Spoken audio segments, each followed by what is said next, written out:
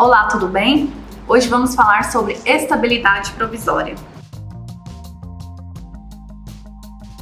E a estabilidade provisória é um tema de bastante relevância no direito do trabalho.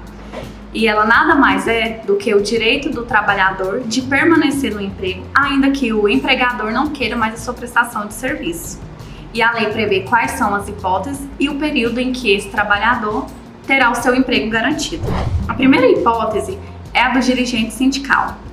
Esse dirigente é eleito para exercer cargos de direção e de representação do sindicato da categoria, englobando também o suplente, cujo mandato é de 3 anos. O período de estabilidade do dirigente sindical é desde o momento da sua candidatura até 1 ano após o fim de seu mandato. É importante lembrar que, caso esse dirigente seja reeleito, essa estabilidade voltará a ser contada desde o início. Lembrando que, para fazer jus a essa estabilidade, é necessário que há a comunicação da candidatura para o empregador, sob pena de perder esse direito. A segunda hipótese de estabilidade são dos empregados membros da CIPA, e a CIPA é a Comissão Interna de Prevenção de Acidentes.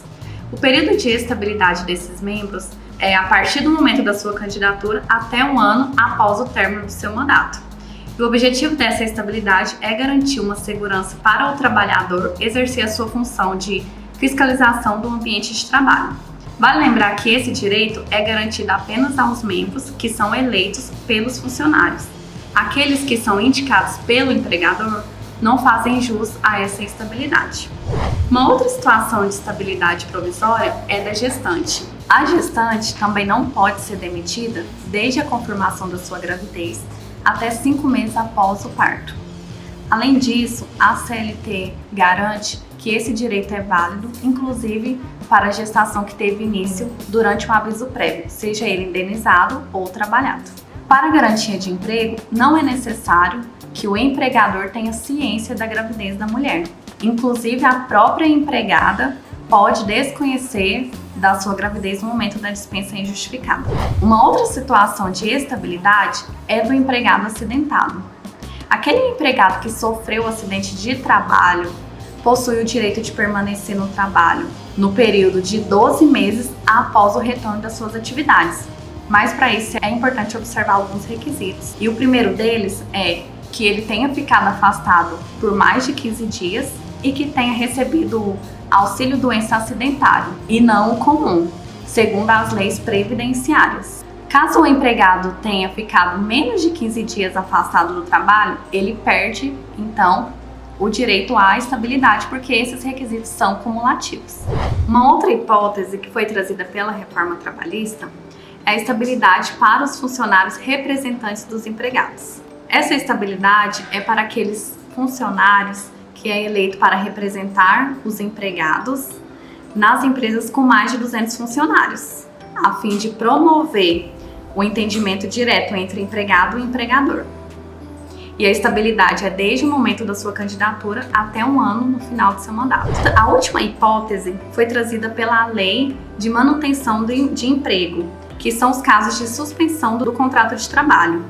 Para esses contratos que foram suspensos, esses empregados fazem jus à estabilidade pelo mesmo período em que o contrato foi suspenso. Ou seja, se o empregado teve o seu contrato suspenso por 60 dias, ele terá 60 dias de estabilidade, não podendo ser demitido sem justa causa.